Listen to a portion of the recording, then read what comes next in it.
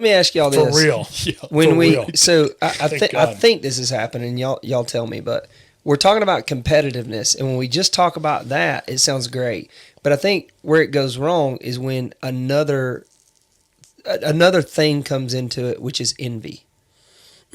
Right? I mean, so we're not like when I hear you talk about competitiveness, you're like, I'm fiercely competitive, right? And if it's just about that, yes. But when envy or jealousy or bitterness comes up into that competitiveness, that's what we're really talking about, right? I got a little bit. I got a little bit pollutes of it. that for sure, without it controlling me. I don't think, because when I see Adam Driver, Timothy Chalamet, Jesse Plemons, these guys getting all the attention, Yeah. I'm just like, somebody give me another lead role. Give me another lead role. And I think that's natural. Like I don't want to take away from that. I think that's I'm not saying it's I naturally don't even good know all if the it's time. good or bad. I just know it's true. Well, It's a driver is all I'm saying. yeah, Like, it's a for driver, sure. right? And you need a driver if you're going to be fiercely competitive. You gotta look at the guy next to you and go, all right, he's the first string quarterback and I'm the second string quarterback and I'm pissed. How'd I get on the field? Yeah, Like, you yeah. got to have the drive. And I think in society we try to go, oh no, just be happy for everybody. Don't if you lose, it's okay.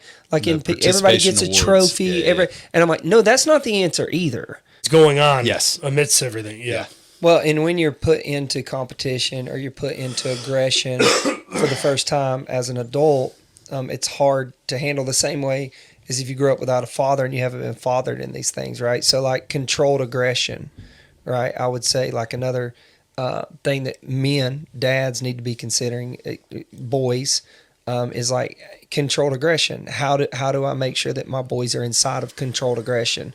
You know, my dad used martial arts as a young age. Like that's where I was at. Brilliant. Right. And so it teaches you controlled aggression, right? It teaches you how to compete and have honor, how to compete with humility. And that doesn't mean less aggressive, but controlled aggression. Right. And so like those are things that men need to be considering with their children as being able to put them in those places at a young age. And with martial arts, you're also talking methodology, not chaos. That's right. Yeah. Because chaos is the guy in the bar who's like, I took some MMA classes. Yeah. I've had Yeah. 8 drinks. I'm Yeah. going to go fight this guy in a parking lot. Martial arts is, hey, there's a guy bothering this woman on a city bus. Yep. If he gets out of line and touches her one more time, I'm going to twist his wrist and manipulate him Yes. to defend her. Like purpose is in there too. Purpose and methodology. Absolutely. And it's all about who's fathering you in that. So my dad was very blessed to have a man named Ben Kiker. He was one of the first men with Chuck Norris to bring karate to the United States. Yeah. And probably the greatest fighter. Like if the MMA was around now, back in his day, he would have been the heavyweight champ. Like 245, moved like a lot, flyweight. I mean, like just ridiculous, right? And my dad will always tell the story. He's like, it changed his life. They were at a gas station one time, and this guy was mouthing, right? And they were on their way to a karate tournament. And Ben could have snapped both of them with like, right, it wouldn't take nothing. Twig. And they get in the car, and my dad's mad at Ben because he had let them talk that way. And he's just fuming in the seat. And they get about halfway down the road, and Ben's like, why are you mad? And he's like, because, like, why didn't you handle them? Like, you're going to let them talk to us that way and act that way? And all Ben said was, David, why would you go and do what you know you can do? Why would you go and do what you know you can do? Who are you proving it Who are to? you proving it to? Yeah. Like, yeah, we could have snapped them like that, but what's the point? Yeah. Who is your ego preaching to you? Yeah, Like, who gets the that's your glory there? ego. That's all that is, right? And so, like that statement, that's a martial artist, Yeah. right? That's what you're pointing to. It's the people that you need to be aware of is not the loudmouth. It's the guy in the corner that keeps his mouth shut, that sits there calmly. That's the guy that'll snap your neck, right? It's like typically.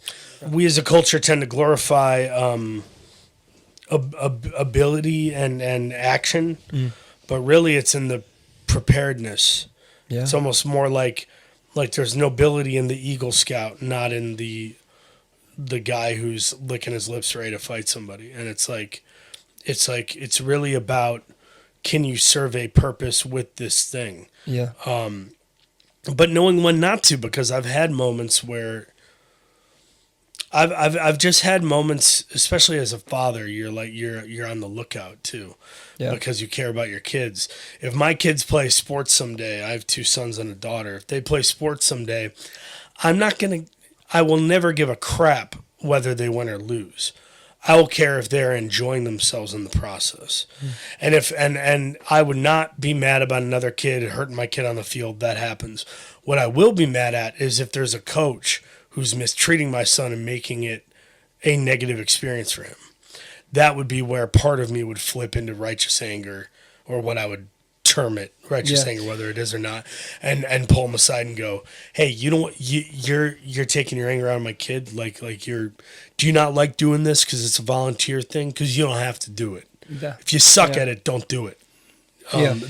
That version of me would come out and get ugly. Yeah. Versus, being reactionary at the hip, being like, my son ran for 42 yards last game. How come you ain't putting him in? Like, I would never react that way. Yeah. But if you're mistreating my kid and it's not warranted, I fear for those days to come. What Yeah. version of me is going to show up? Am I going to be Christ-like, or am I going to Yeah. just be a dick? Well, and I'll even say this: I don't mind if my kid loses if he's done everything in his ability to win, Yeah. right? And so It's hard to have a metric on that, but yeah. Well, but my point is, like, if my kid goes into the game and he loses because he didn't put the work or the effort in to win, and then he comes out disappointed, I go, son, that's on you. Yeah. Right, that's on you. Like, you didn't put, that other kid worked harder than you. He put the dedication in. He did the things that it took to win, and you just walked out. And it doesn't work that way. Life doesn't work that way. If you don't work hard, you don't get the roles. Yeah. Right? If I don't work hard, my business goes, I get beat, right? Yeah, yeah. So what I want to instill in my kid is some days you're just going to run into somebody that's better than you. Yeah, totally. And that's just part of life. Bigger, meaner dog. That's right. Yeah. They're just better sure. than you, right? But if you put everything that you have into winning because you've committed yourself, you've dedicated yourself to your craft, to what you wanted to be good at, if you've done that, then we're good, right? Because sometimes you just lose. That's part of life. Yeah. And we can learn from that, but we can't learn from going in half-ass and then coming out a loser and going, oh, why did I lose? Well, I'll tell you why you lost. Right. Yeah. So so that's where in competition I'll be with my kid. It's like losing is a part of it. And in fact, in your losses will be the greatest learning curves, right?